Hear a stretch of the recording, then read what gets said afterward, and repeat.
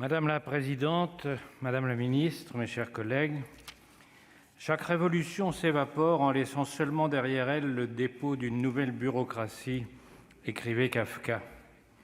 Depuis plusieurs semaines, vous expliquez, madame la ministre, que ce texte n'est pas une révolution.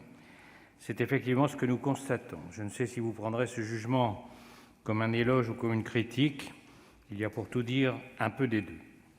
Mais on peut en tout cas approuver le fait que vous ayez évité à nos élus locaux et à nos concitoyens un nouveau bouleversement.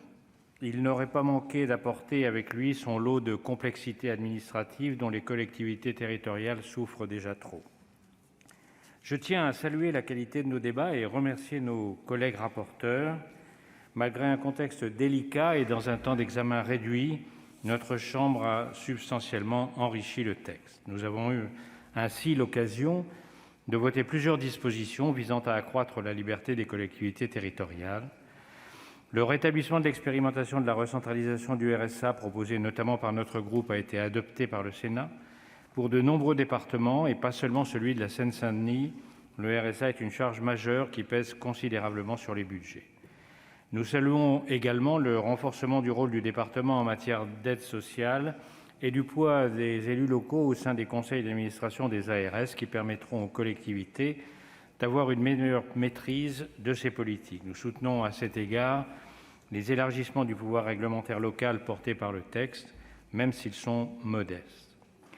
Le texte comporte aussi un volet conséquent sur le logement, qui aurait d'ailleurs pu faire l'objet d'un véhicule législatif à part entière. C'est l'un des sujets les plus importants pour les élus locaux, confrontés en permanence aux complexités de la loi SRU, à ses obligations, à ses seuils et à ses dérogations. Les contrats de mixité sociale apporteront des solutions adaptées aux réalités locales. Les communes qui ne respectent pas les obligations en matière de logements sociaux ne sont pas toujours des ennemis de la mixité sociale. Même si certains maires le sont, la plupart font de leur mieux pour composer avec les règles très rigides de la loi SRU. Ce projet de loi, tel qu'amendé par le Sénat, apportera davantage de souplesse et de liberté aux maires pour adapter le parc de logements aux objectifs fixés à l'échelle nationale. Partageant cette volonté de donner davantage de souplesse et de liberté aux acteurs de terrain, notre collègue Emmanuel Capus a déposé un amendement modifiant la loi SRU. Il vise à rendre plus progressive l'entrée dans le régime d'obligation concernant les seuils de logements sociaux.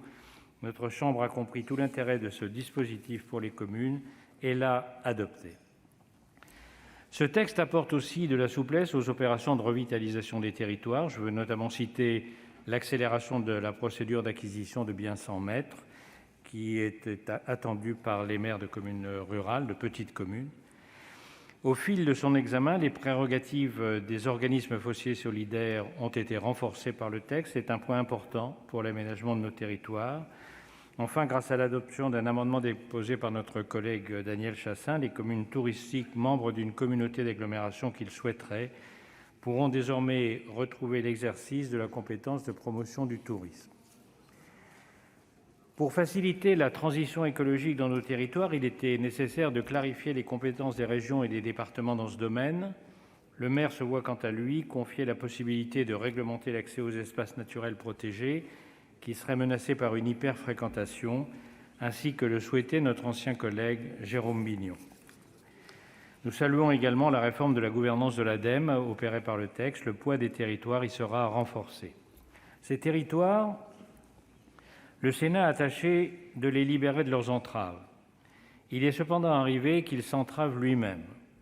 Nous regrettons ainsi qu'un grand nombre d'amendements n'aient pas pu être examinés en raison d'une interprétation extensive de l'article 40 de la Constitution. Au motif que les transferts de compétences entre collectivités territoriales créeraient ou aggraveraient une charge publique, ils sont déclarés irrecevables. Il y a plus de 35 ans, le Conseil constitutionnel a rendu un arrêt qui laisse effectivement penser que l'article 40 s'y opposerait. L'idée que la représentation nationale ne pourrait pas proposer par voie d'amendement un transfert de compétences entre collectivités territoriales est pour le moins étonnante et les parlementaires tiennent à leur liberté d'amendement. Par ailleurs, durant les 35 ans qui nous séparent de la décision du Conseil constitutionnel, la démonstration de la bonne gestion des deniers publics par les collectivités locales a été amplement faite. L'État, quant à lui, a démontré l'inverse sur la même période et se garde bien de s'appliquer une règle similaire à celle de l'article 40. Nous sommes également nombreux à regretter l'application à géométrie variable de l'autre faucheur d'amendements, l'article 45 de la Constitution.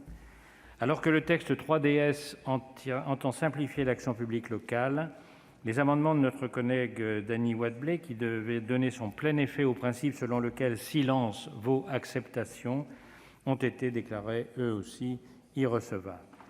Ce mécanisme selon lequel silence gardé pendant 2 mois par l'administration sur une demande vaut décision d'acceptation est essentiel pour nos concitoyens, pour nos élus et pour nos entrepreneurs. Il est aujourd'hui vidé de sa substance par une liste infinie de dérogations. Alors que nous avions l'occasion de remédier à cela en votant des dispositions déjà adoptées au Sénat lors de l'examen du texte « Accélération et simplification de l'action publique », ces dispositions ont été déclarées irrecevables sans aucune explication. Nous le regrettons vivement. Le texte comporte néanmoins plusieurs dispositions de simplification qu'il convient de saluer, et notamment celle qui prévoit le renforcement des échanges de données entre administrations et entre administrations et collectivités territoriales. Nos élus ont besoin de plus de simplicité, mais aussi de plus de soutien. Le projet de loi y répond en faisant du CEREMA un outil au service de l'ingénierie territoriale de l'État et des collectivités. Ces dernières seront désormais représentées au sein de sa gouvernance. Dans ce même esprit, les chambres régionales des comptes verront leur mission évoluer afin d'ajouter à leur fonction de contrôle une assistance aux collectivités territoriales dans l'évaluation des politiques publiques. Au total, même si, comme je l'ai expliqué, nous regrettons que certains de nos amendements que nous considérons importants n'aient pas été pris en compte, et même si les changements apportés par ce texte restent mesurés, nous pensons qu'il apporte des améliorations intéressantes à l'activité des collectivités territoriales. Le groupe des Indépendants votera donc majoritairement en faveur de son adoption. Merci. La parole est à Monsieur Guy Benarroche pour le groupe Écologiste Solidarité et Territoires.